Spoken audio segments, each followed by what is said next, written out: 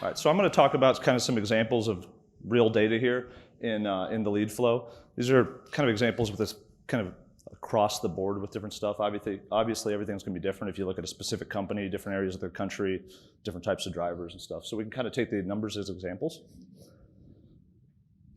We talk about the advertising platforms that Travis was speaking on. Everything starts with an impression, whether that's on Facebook, whether that's on Craigslist, whether that's on CDLLife. You need a lot of those to get to a click. You need more to get to full apps. This is kind of the lead gen funnel. As we zoom out, it takes even more to get all the way up to getting to somebody hired. And we talk about retention. Leah was mentioning it earlier. You could keep this funnel going to a 30-day, a 60-day, a 90-day, or whatever, and kind of see it as where everything started and everything expanded. Now, you could talk about big strategies in the industry to address decreasing these costs, finding more drivers. But when we're looking at very specific spots in the funnel, we can try different sort of experiments to tweak things and ultimately decrease costs at different levels. So let's kind of start at cost per impression. There's a lot of different strategies. I'm not going to go into every strategy at every section, but I do want to show a few examples. This looks similar to the chart that Leah had up earlier. This is specific to cost per impression in different areas of the country. We run into situations where clients will say, oh, I'll hire near Kansas City. Well, does it have to be Kansas City, or can it be all of Kansas? It's drastically different if you look there, or it's drastically different if you also just go up a little bit to St. Joseph, Missouri, right? Here's a trial outside of Fort Wayne, Indiana, where on the left, you go 25 miles outside Fort Wayne, Indiana. On the right, you say 50 miles. Are you being intentional about your radius? Are you considering, does it really matter if it's 25 miles, 30 miles, 35 miles? We jump out to 50 miles, we get a decrease in cost per impression, the CPM Travis was referring to, and we get 2.6x the drivers that we can actually contact. That means that not only can we get a cheaper impression, we can also spend more and we can scale because there's more people to get to. And this is just kind of at the impression stage. I'm going to bounce over to the click stage. If you look at the same thing on the clicks, it's a 9% decrease in cost per click. Why is that? It might be because those drivers are getting fewer ads for trucking companies because people put 25 miles as kind of a standard. It might be because there's more of them so your dollars can expand more. One of kind of the kind of underlying things with some of this funnel analytics is the why might not necessarily matter, but when we run experiments, we find out the answer to the question and we use that moving forward and then we keep kind of going.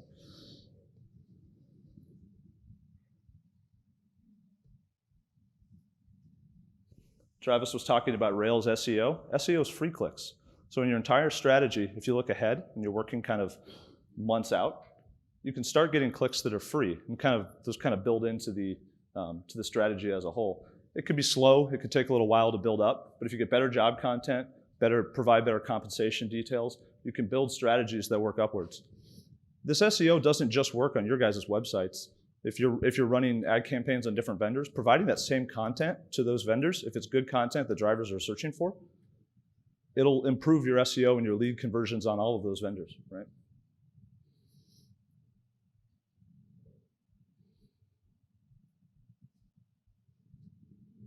I want to talk about cost per lead because this is kind of where it gets a little more into the experiment stage that I spend my time doing.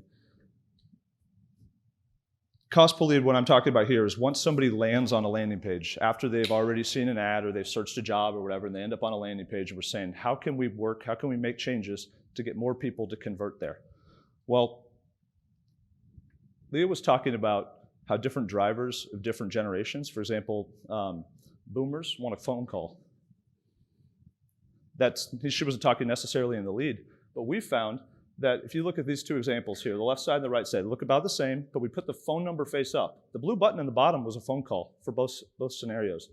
Put the phone number on the right, you get a 41% increase in calls without a decrease in leads, meaning the lead forms below. There's certain drivers that don't want to enter their information to a website and hit submit. They want to call somebody. Maybe they're on the road, they're going to be driving here soon. Maybe they're a boomer and that's more comfortable to them. Maybe just the phone number face up there in the blue is more obvious and they're willing to click it. Maybe it's that it's a number instead of a button. They actually see it, right? 41% increase in leads by just putting that phone number face up there. Phone calls. putting the phone number face up there.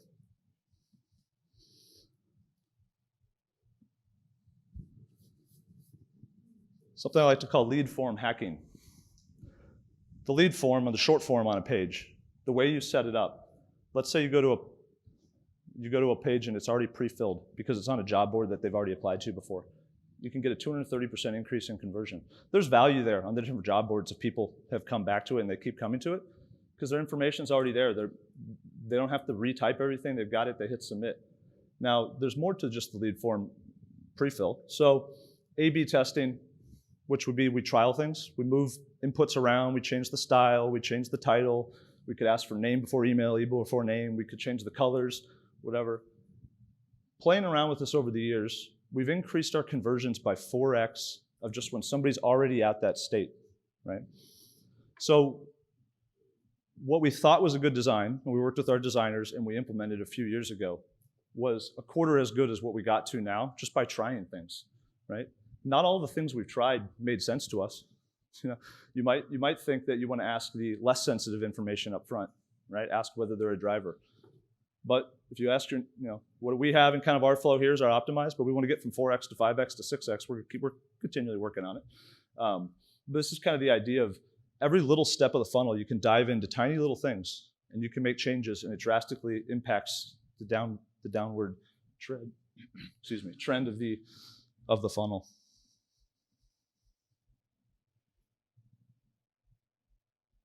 I'm going to talk about full apps.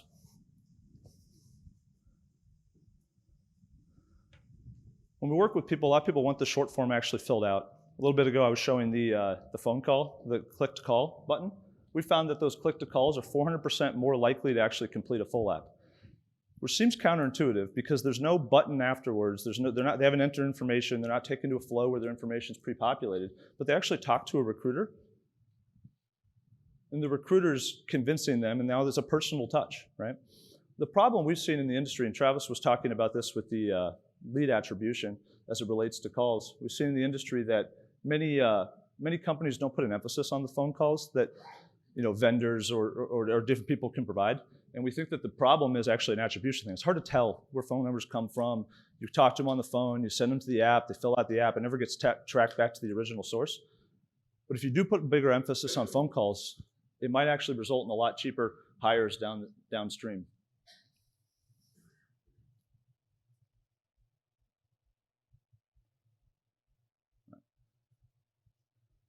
It's a thing I like to call immediate recruiting. Leah called it earlier, I think. Speed to lead. There we go. Okay, that's why I didn't put it. Yeah. So a lot of people don't consider a match lead as valuable, right? They want someone applying directly to your company.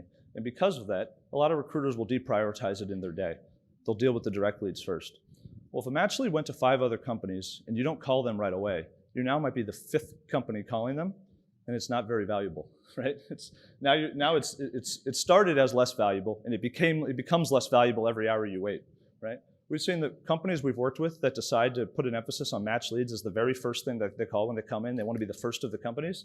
A 10x conversion potential into a full app. That's a pretty drastic change, right?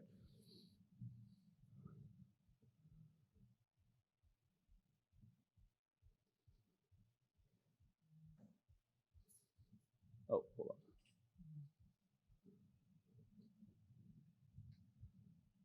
I just wanted to touch on another one here. I'm not going to every one of these bubbles. It could take forever. We could come up with 1,000 bubbles at each section. But intent analysis is kind of interesting. Travis was talking earlier about the intent of a driver and how if you're on Facebook, that might be the lowest of intent. So that might be a harder one to get somebody to increase to a full lead. It kind of depends on the driver and what your advertisement was and stuff. But intent analysis on the earlier stages, if you're trying to focus on the full app, is a pretty strong strategy. There's other things you can do with, Travis mentioned, if you hear backwards afterwards with leads, they haven't filled out a full app, if that information is provided, you can do retargeting. Travis mentioned that retargeting can be pretty inexpensive, depending on the number of people. You're going straight at people and you're saying, please fill out the full app over and over again. All right, I'm gonna kind of take a step back here, because I'm not gonna go into the recruiting space. But I did want to kind of talk about it in terms of the entire funnel here. But I do want to continue with a few little takeaways here. I call these funnel rules, the things to make decisions based off of. The first one is make everything a data-driven decision. Leah, was it you who asked after Travis's presentation about what's better? Try it out and find out, right? Try different, I think Leah asked earlier, is it better to provide a lot of content or what types of content on a page or wherever it is? You can try different things. There's situations where we've found that if you create a landing page where you put nothing other than the lead form, you're going to get more people to fill out the lead form. But you might not get people to fill out the lead form with any real intent to work at your company because they don't know anything about it. They're trying to figure out things about it, right? So you kind of have to play around with those things. If you put content about the company face front, that's more information for them to go through before they fill it out. But they might also see something that they don't want, and so then your recruiters were going to waste their time with the driver when they call them and they tell them that. But some people work a different strategy. We say, let's get the lead, and then we'll figure out what they're happy about and what they're interested in, and we kind of work from there. The second piece to this is to constantly test this stuff and to do it in what's, I mentioned earlier, but what's A/B testing. A/B testing is to make one change, you create one variable, and you do a random group of people. We've seen a lot of situations where people want us to kind of take a strategy that they saw worked, but what happened was they changed the headline, they changed the creative, they changed the targeting, they changed the job details, and then they said, hey, that worked better, let's stick with that hiring area, or that headline, right? So the real way to do this is you could run multiple trials at once, but you do each one of them in isolation. You say A versus B, we're going to change one thing, we run it for a period of time, we see what wins, and we move forward. On Facebook, for example, they actually have a button where you can do A/B tests between ad campaigns, but there's also calculators out there where you can go check to say, did I run with enough people? Was the percentage conversion different enough to actually be statistically significant? Do we need to spend more? Do we need to wait? You know, if one's 51% likely to convert and one's 50 and you've only shown it to 100 people, it doesn't mean much, right? If one's 51% likely to complete and the other one's 29 and you've shown it to 10,000 people, probably, right? But there's calculations on that and kind of statistics math. But I would say look for A/B calculator if you're going to run this yourself. The final thing I wanted to talk about is the seesaw of funnel analytics. We work in situations where you can try and decrease one of these things, but it drastically increases the other. A good example is here with cost per impression to cost per lead. If you wanted to go on Facebook, you could create a very cheap cost per impression, and it would be to remove all custom audiences and let Facebook try and figure out what to do. But what Facebook's going to do is they're going to start finding cheaper people. Well, cheaper people to advertise to are probably not drivers, because drivers are really expensive to advertise to right now. So you spend a ton of your money advertising to Travis, who's not a driver and he's never going to apply, and your cost per lead goes up. So you got to be careful about focusing on just one of those kind of stages of the pipeline and not messing up something later on in the pipeline. But there's a flip side to this, is the opposite, where there's situations where if you make changes, for example, to increasing intent, as I was talking about earlier, you decrease the cost per full app. And by the way, I should have mentioned when we got into this, there's scenarios where we've run trials with this with people. These are real numbers, where we go down, we decrease the cost per full app by 50%, because that was what a company wanted. They said, hey, we're not getting enough full apps. We really need those. Let's make some changes to that. But the cost per lead goes up. That's okay, right? You're trying to get people later into the funnel. That number matters more on the right. But people will get nervous and they go, our cost per leads are going up. You have to kind of understand, I guess, the seesaw here, understand the strategy, understand how to get people later on in the pipeline. You do have to make changes early to the pipeline to get people later into the pipeline, but you have to make sure when you make the early changes, you're not messing up stuff later. And if you're making later changes, it's okay if things go up in the earlier stages.